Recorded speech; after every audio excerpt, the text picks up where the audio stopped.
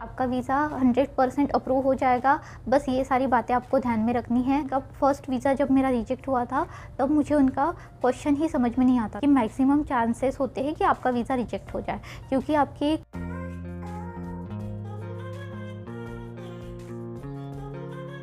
Welcome to my new video. मेरा नाम है जानवी खड़गी। मैं यूएसए में क्लीवलैंड स्टेट यूनिवर्सिटी में अपना मास्टर्स कंप्लीट कर रही हूँ। तो आज के वीडियो में हम देखेंगे कि कौन से ऐसी सिली मिस्टेक है या फिर गलतियाँ हैं जो कि आप जाने अनजाने में कर लेते हो और इसकी वजह से आपका यूएस का वीज़ा रिजेक्ट होता है। मुझे यूएस का वीज़ा 4th अटेम्प्ट में मिला है, यानी कि 3 बार मेरा वीज़ा रिजेक्ट हुआ था।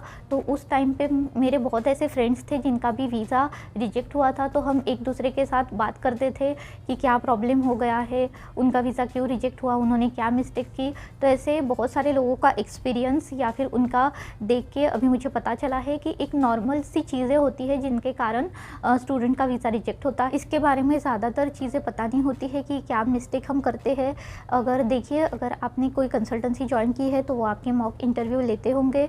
तो मॉक इंटरव्यू के टाइम पे उन्होंने तो खुद जाके F1 वीज़ा जो है वीज़ा इंटरव्यू दिया नहीं है। तो उन्होंने कोई अपने स्टूडेंट भेजे होंगे, तो उन स्टूडेंट का एक्सपीरियंस वो सुनते हैं और फिर उसके बारे में ही वो आपको गाइड करते हैं। तो ये सारी चीज़ें होती है, आपको आपका वीज़ा रिजेक्ट होने के बाद ही समझ में आएगी। पर मैं नहीं चाहती कि आपका वीज़ा रिजेक्ट हो या फिर बहुत देर हो जाए और बाद में आपको पता चले कि ये सारी चीज़ें मैंने नहीं करनी चाहिए थी, इसकी वजह से मेरा वीज़ा रिजेक्ट हुआ है। तो ये सारी चीज़ें मैं आज आपको बताती हूँ। तो आप ट्राई कीजिए कि ये सारी मिस्टेक आप अवॉइड कीजिए। सबसे पहला और मेन जो प्रॉब्लम होता है, मैंने कई स्टूडेंट का सुना है, वो बोलते हैं कि मुझे आवाज़ ही नहीं आ रहा था। वीज़ा ऑफिसर क्या क्वेश्चन पूछ रहे थे वो समझ में ही नहीं आ रहा था, उनका आवाज़ ही नहीं आ रहा था। और फिर वो जो माहौल होता है वीज़ा इंटरव्यू का, वो देख के हम घबरा जाते हैं। तो आप तो सबसे पहले ये समझ लीजिए कि आवाज़ ना आना एक नॉर्मल प्रॉब्लम है, पर आपको उस टाइम पे डरना नहीं है। आपको उनको पोलाइटली बताना है कि देखिए मुझे आपका आवाज़ नहीं आ रहा है। अगर एक बार बताने के बाद वो दूसरी बार थोड़ा ज़ोर से लाउडली बात करने का ट्राई करेंगे, पर फिर भी अगर आपको आवाज़ नहीं आया तो भी आप फिर से दोबारा उनको बोलिए कि सॉरी, अभी भी मुझे आपका आवाज़ नहीं आ रहा है। तो और चाहे तो आप तीसरी बार भी बोल सकते हो, क्योंकि देखिए अगर आपको आवाज़ नहीं आएगा तो आप अपने क्वेश्चन का गलत आंसर दोगे या फिर आप घबरा जाओगे, आप कुछ भी बोलोगे तो आपका वीज़ा रिजेक्ट होने के चांसेस है। मेरा ऐसा पर्सनल एक्सपीरियंस है, जब मैं यूएस में पहली बार आई थी तो मुझे भी अमेरिकन लोग होते हैं, उनका एक्सेंट समझ में ही नहीं आता था कि वो क्या बोल रहे हैं। तो मैं उनको बोलती थी कि सॉरी, क्या आप रिपीट कर सकते हो, तो वो रिपीट करते थे। तो ऐसा होता था कि कभी कभी मुझे दूसरी बार भी उनका वो क्या बोल रहे हैं नहीं समझ में आता था, तो मैं उनको दूसरी बार भी बोलती थी कि मुझे अभी भी समझ में नहीं आ रहा है। जब मैंने दूसरी बार उनको पोलाइट रिक्वेस्ट की थी कि सॉरी मुझे अभी भी समझ में नहीं आ रहा है, तो वो फिर धीरे धीरे बोलना स्टार्ट करते हैं और जिससे आपको आसानी से समझ में आ जाता है। तो आप भी ये ट्राई कीजिए। अगर आपको आवाज़ ना आ रहा हो तो आप पोलाइटली उनको रिक्वेस्ट कीजिए, आप बताइए कि मुझे आवाज़ नहीं आ रहा है। अमेरिकन लोग बहुत ही पोलाइट होते हैं, स्पेशली वीज़ा ऑफिसर भी। वो समझते हैं कि स्टूडेंट अभी नर्वस है या फिर उसको प्रॉपरली नहीं सुनाई दे रहा होगा। दूसरी बात है, बस इसी से रिलेटेड है कि कभी आपको वीज़ा ऑफिसर का एक्सेंट ही समझ में नहीं आता है। कभी कभी आपका वीज़ा जो इंटरव्यू लेते हैं वो चाइनीज़ होते हैं, तो कभी कभी अमेरिकन होते हैं या फिर कभी अलग कंट्री के होते हैं, तो उनके एक्सेंट समझने में आपको प्रॉब्लम हो सकता है। तो आप उनको पोलाइट में बता सकते हो कि नहीं समझ में आ रहा है।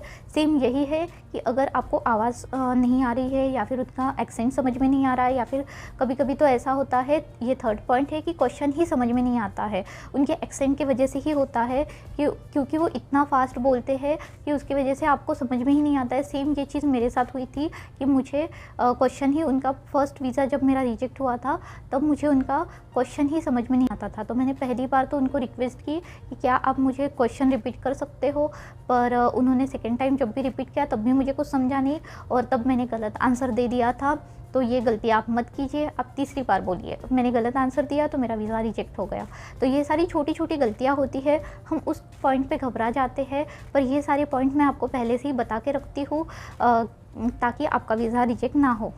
4th पॉइंट वीज़ा रिजेक्शन होने का ये चांसेस है कि वीज़ा ऑफिसर आपको आपका जीआरई स्कोर पूछते हैं। और आजकल मोस्ट ऑफ द यूनिवर्सिटी में जीआरई देना वे ऑफ हो गया है, मतलब आप विदाउट जीआरई भी उस यूनिवर्सिटी में एडमिशन ले सकते हो। तो अगर आपने बोला कि मैंने जीआरई दी ही नहीं है तो आपके चांसेस होते हैं कि आपका वीज़ा रिजेक्ट हो जाए। तो आप उनको थोड़ा सा प्रॉपरली एक्सप्लेन करके बताइए कि मेरी यूनिवर्सिटी में जीआरई की रिक्वायरमेंट नहीं है, इसलिए मैंने जीआरई नहीं दी। या फिर आप अपनी जो भी स्टोरी हो अच्छे से प्रॉपरली जेन्युइन तरीके से बताइए कि आपने जीआरई क्यों नहीं दी।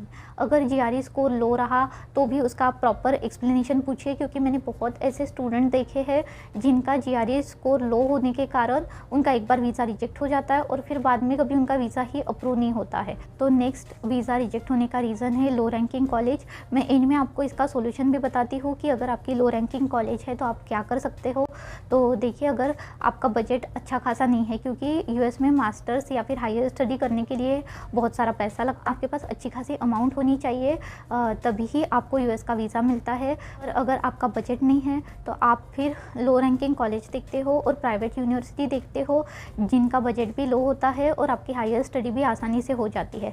पर इस केस में होता है कि मैक्सिमम चांसेस होते हैं कि आपका वीज़ा रिजेक्ट हो जाए, क्योंकि आपकी कॉलेज की रैंकिंग जो होती है बहुत लो होती है। तो रिसेंटली मेरी एक स्टूडेंट के साथ बात हुई तो उन्होंने बताया कि उनका वीज़ा रिजेक्ट हुआ है। तो मैंने उनके कॉलेज के बारे में पूछा तो उनके कॉलेज की रैंकिंग बहुत ही ज़्यादा कम थी। उसका ये मेन रीज़न था उनका वीज़ा रिजेक्ट होने का। तो अगर आपको आपका बजट नहीं है और आपको लो रैंकिंग कॉलेज में, प्राइवेट कॉलेज में जाना है तो आप ऐसे कर सकते हो, किसी पब्लिक रिसर्च यूनिवर्सिटी, यानी कि जिस यूनिवर्सिटी के आगे स्टेट लगा है, जैसे क्लीवलैंड स्टेट यूनिवर्सिटी। तो ये होता है कि गवर्नमेंट कॉलेज के जैसा होता है, तो स्टेट यूनिवर्सिटी होती है ये। तो इसके कारण इनकी रेपुटेशन थोड़ी अच्छी होती है, आपको वीज़ा मिलने में आसानी हो जाती है। तो आप ट्राई कीजिए कि आप कहीं ऐसी यूनिवर्सिटी में एडमिशन ले और यूएस आने के बाद उस यूनिवर्सिटी से ट्रांसफ़र लेके आपको जिस कॉलेज में जाना है उस कॉलेज में आप जा सकते हो। नेक्स्ट और लास्ट ये एक रीज़न है आपका वीज़ा रिजेक्ट होने का, जो कि DS-160 फॉर्म प्रॉपर फिल ना करना। अभी आप सोच रहे होंगे कि DS-160 फॉर्म तो बहुत ही सिंपल होता है, अपनी पर्सनल ही इंफॉर्मेशन फिल करनी होती है, तो उस फॉर्म को फिल सही से ना करने से वीज़ा कैसे रिजेक्ट हो सकता है। तो DS-160 फॉर्म में कुछ सेक्शन होते हैं जिनको वीज़ा ऑफिसर देखते हैं और वही सेक्शन हम निगलेक्ट कर लेते हैं, जिसकी वजह से आपका वीज़ा रिजेक्ट हो जाता है। तो DS-160 फॉर्म प्रॉपर फिल कैसे करना है, अगर इसके ऊपर आपको वीडियो चाहिए तो आप मुझे कमेंट करके बताइए, मैं इसके ऊपर डिटेल वीडियो बनाऊंगी। अभी ये सारे पॉइंट जो मैंने आपको बताए हैं वो सारे आप ध्यान में रखिए, एक पेपर पे लिख के रखिए कि क्या क्या प्रॉब्लम हो सकते हैं। आप खुद को उस सिचुएशन में इमेजिन करके देखिए कि अगर मेरे साथ ऐसा हुआ तो मैं उस सिचुएशन को कैसे हैंडल करूँगा। तो इन सारे सिचुएशन के लिए अगर आप पहले से ही प्रिपेयर रहोगे तो आपका वीज़ा अप्रूव होने से कोई नहीं रोक सकता है, आपका वीज़ा 100% अप्रूव हो जाएगा। बस ये सारी बातें आपको ध्यान में रखनी है। तो जिनका भी अभी वीज़ा इंटरव्यू है उनके लिए ऑल द बेस्ट। अगर आपको कुछ भी डाउट हो या फिर आपको कुछ भी वीज़ा क्वेश्चन आंसर के रिलेटेड कुछ भी पूछना हो तो आप मुझे कमेंट करके या फिर इंस्टाग्राम में डायरेक्ट मैसेज करके पूछ सकते हो। तो इस वीडियो को मैं यहीं पे एंड करती हूँ। वीडियो अच्छा लगा हो तो लाइक कीजिए, चैनल को सब्सक्राइब कीजिए। अगर आप मुझे इंस्टाग्राम में फॉलो करना चाहते हो तो लिंक इस वीडियो के डिस्क्रिप्शन में दी गई है। Thank you so much for watching, bye.